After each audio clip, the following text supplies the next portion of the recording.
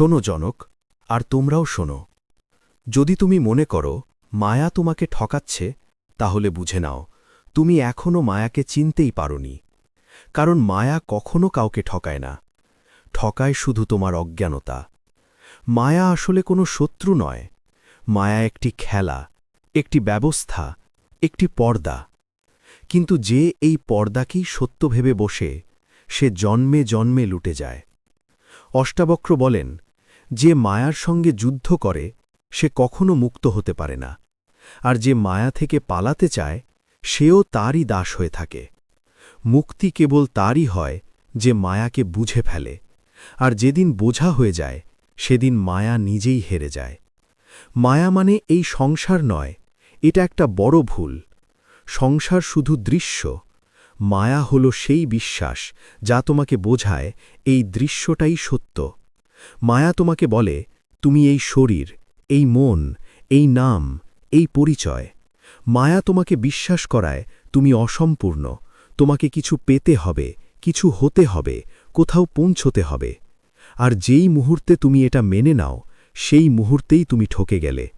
কারণ আত্মা কখনো অসম্পূর্ণ নয়, আত্মা কিছু পেতে যায় না, আত্মা চিরকাল পূর্ণ।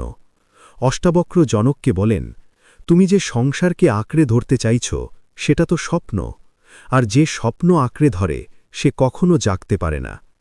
মায়ার সবচেয়ে বড় ধোঁকা হল সে নিজেকে খুব কঠিন আর বাস্তব বলে মনে করায়। সুখ বাস্তব লাগে, দুঃখ বাস্তব লাগে, সম্পর্ক বাস্তব লাগে, লাভ ক্ষতি বাস্তব লাগে। কিন্তু যে দেখছে সে কখনো কঠিন নয়, সে স্থির, সে পরিবর্তনহীন, সেইটাই আত্মা।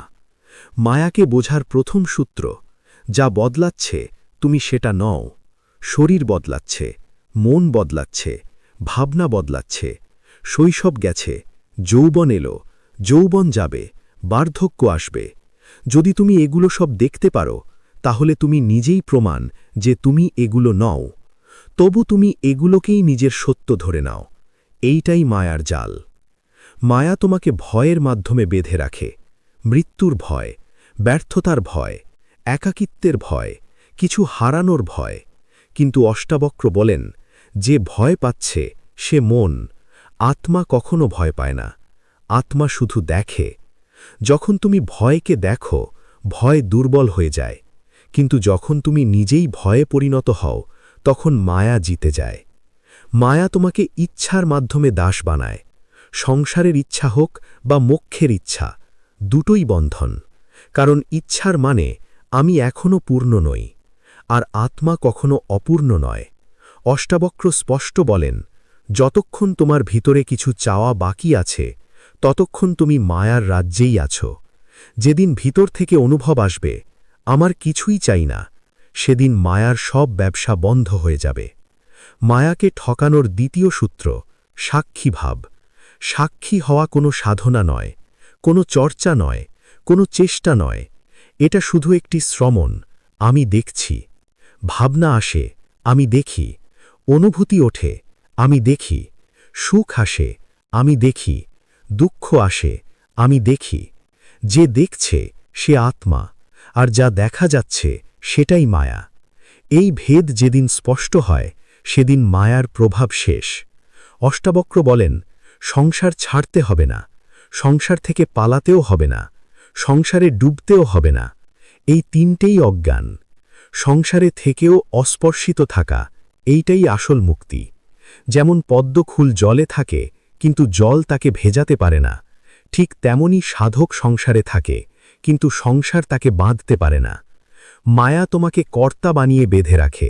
সে বলে, তুমিই করছ, তুমিই ভোগ করছ, তুমিই দায়ী। যেই মুহূর্তে তুমি নিজেকে কর্তা ভাবো, সেই মুহূর্তেই অহংকার জন্মায়, আর অহংকার মানেই বন্ধন। অষ্টাবক্র বলেন, আত্মা কিছুই করে না, সব কিছু শরীর আর মনের স্তরে ঘটে। আত্মা শুধু সাক্ষী। এই জ্ঞানটাই মায়ার সঙ্গে করা সবচেয়ে বড় ঠকানো। মায়া তোমাকে ভবিষ্যতের ফাঁদে ফেলে দেয়। সে বলে, আগামীকাল সুখ পাবে, আগামীকাল শান্তি পাবে, আগামীকাল মুক্তি পাবে, আর তুমি বর্তমান হারিয়ে ফেলো। কিন্তু আত্মা শুধু এখনই আছে। যে ভবিষ্যতে বাঁচে সে মায়ার দাস, যে এখন থেমে যায় সেই মুক্ত। অষ্টাবক্র বলেন, যে সত্য তুমি খুঁজছ সেটা বাইরে কোথাও নয়, ওটা তোমার ভিতরেই আছে, কিন্তু তুমি বাইরে তাকিয়ে আছো, তাই মিস করছ। ভিতরে ফেরা, এইটাই ধ্যান। ধ্যান কিছু করা নয়, ধ্যান শুধু হওয়া। মায়াকে ঠকানোর সবচেয়ে গভীর সূত্র, কিছু হওয়ার ইচ্ছা ছেড়ে দাও। সাধক হওয়ারও নয়, জ্ঞানী হওয়ারও নয়, মুক্ত হওয়ারও নয়, কারণ হওয়া মানেই বন্ধন। আত্মা কিছু হয় না, সে শুধু থাকে। যেদিন আমাকে কিছু হতে হবে, এই ইচ্ছাটা ঝরে যাবে, সেদিনই আত্মা প্রকাশ পাবে। অষ্টাবক্র বলেন, মনে রেখো, মায়াকে হারানোর কোনো যুদ্ধ নেই, মায়াকে জেতার কোনো চেষ্টা নেই। মায়া শুধু অজ্ঞানের উপর বেঁচে থাকে। জ্ঞান এলে সে নিজেই মিলিয়ে যায়। যেমন অন্ধকার তাড়াতে হয় না, শুধু আলো জ্বালালেই হয়। চুপ থাকো, দেখো, কিছু করো না। এই কিছু না করা অলসতা নয়, এটাই সর্বোচ্চ সচেতনতা। যখন সব চাওয়া পড়ে যায়, যা থাকে সেটাই ব্রহ্ম, সেটাই আত্মা, শুদ্ধ মৌন সাক্ষী।